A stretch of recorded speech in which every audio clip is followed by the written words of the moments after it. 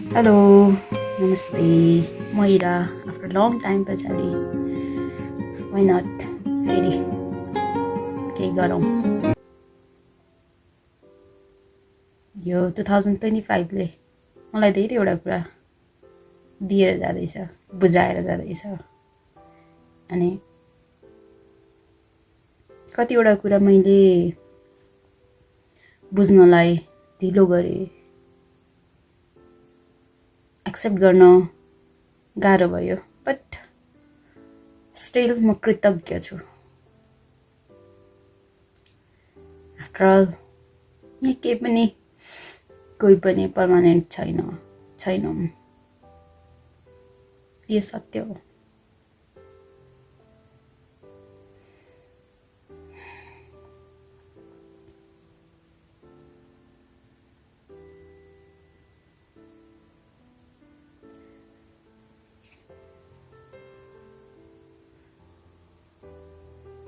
जति गर्न सके कोसिस राम्रो गरेँ, गर्नेवाला छु, गर्नेछु। जसलाई जसरी स्वीकार्न सके त्यसरी नै स्वीकार्नेछु पनि। जीवन जिउँदै गर्दा यो भोगाइहरूमा आजसम्म कहिले कसैलाई मैले घृणा गरिनँ, घृणा गर्न पनि सक्दिनँ।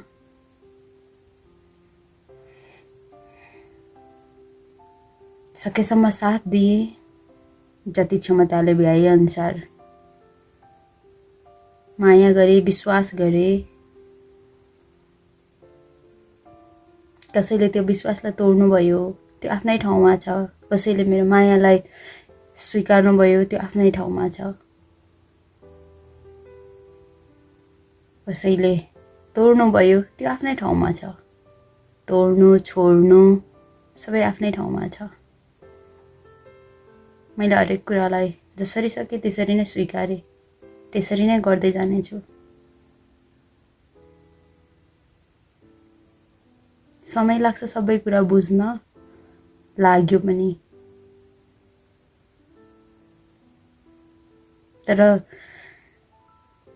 यही समयहरूले गर्दाखेरि मलाई साँच्चीकै म बन्नलाई मद्दत गरेको छ। So I'm so much grateful for everything to everyone. हामी सोच्छौँ कि जीवनमा हामीले गर्ने कुराहरू, हाम्रो जीवनमा घटेको कुराहरू हैन, राम्रो भएको कुरा जति मैले गरेँ, मैले गर्दा हरेक ठाउँमा म देखिन तयार हुन्छौँ मेरो लागि के। तर यो सत्य होइन।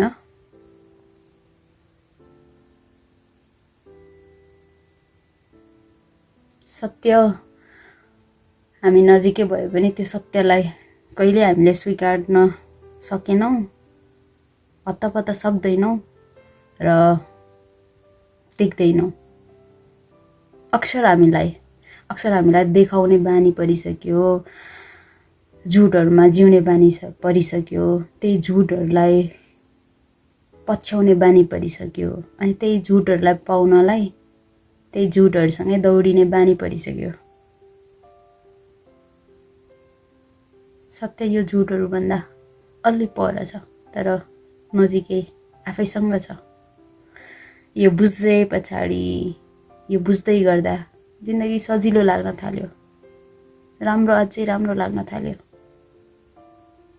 We think हामीले गर्दैछौँ, बट यो सत्य होइन। It's not true. केही सत्य छ, केही यसमा बुझाइको हिसाबमा केही अलि पर छ। Because of God, universe. अनि म कर्ममा विश्वास गर्छु। आई बिलिभ इन कर्म। कर्म मेक्स एभ्रिथिङ लेटर और सुनर।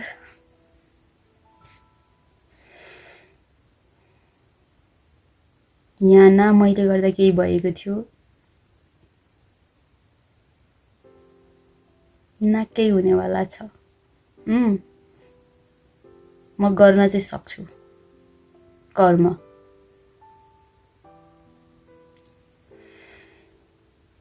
यो सबै गहिराइहरूमा जाँदै गर्दाखेरि एउटा अलग्गै खुसी छ, एउटा अलग्गै शान्ति छ। सायद ढिलो चाँडो सबैले हामीले बुझ्नै पर्ने हुन्छ अनि सायद बुझिन्छ पनि। खुसी त म यसमा छु कि मैले यो समयमा पाएको छु, पाउँदैछु, अझै पाउनेवाला छु। यस।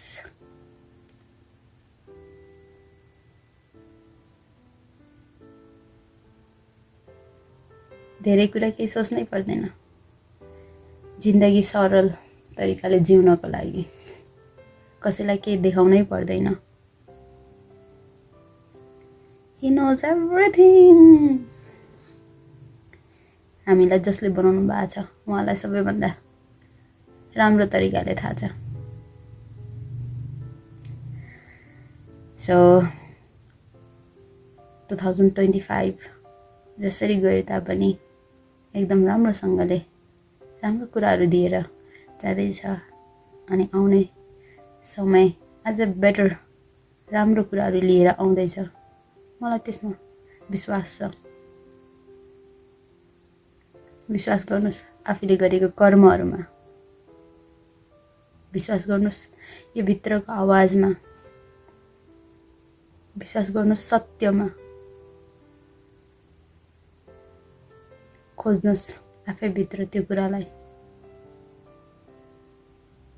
यही छ सबै कुरा।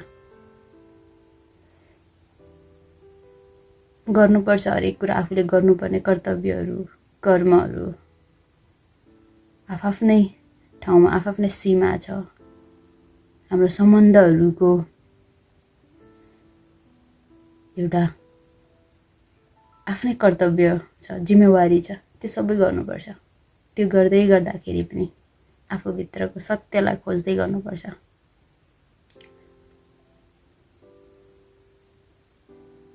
लास्टली यही हो। हामीलाई बनाउने जो हुनुहुन्छ उहाँलाई थाहा छ सबैभन्दा धेरै कुरा। केही राम्रो भयो या केही नराम्रो भयो त्यो कुरालाई लिएर बस्नुभन्दा सबै कुरा उहाँलाई उसैलाई छोडेर अगाडि बढ्नु सबैभन्दा सजिलो छ। गाह्रो पनि यही कुरा छ। समात्न जसरी हामी एकदम सजिलो सक्छौँ छोड्न गाह्रो मान्छौँ तर अन्त्यतः सत्य यही हो कि सबै कुरा छोड्नै पर्छ। न म यहाँ सधैँको लागि छु न मेरो भावनाहरू हुनेछ न मेरो आशा न मेरो इच्छा। हामी यहाँ छौँ जस्तो छौँ जे छौँ सबै हामीले गरेको कर्महरूले गर्दा छौँ। सो वाइ नट हामी किन विश्वास गर्दैनौँ? एकचोटि विश्वास गरौँ, अगाडि बढौँ। ओके, सबैजनालाई आउँदै गरेको 2026 को शुभकामना। अनि आफ्नो स्वास्थ्यको ख्याल राख्नुहोस्, मस्त रहनुहोस्, व्यस्त रहनुहोस्। जीवन छोटो छ, जिउँदै गर्नुहोस्। By by.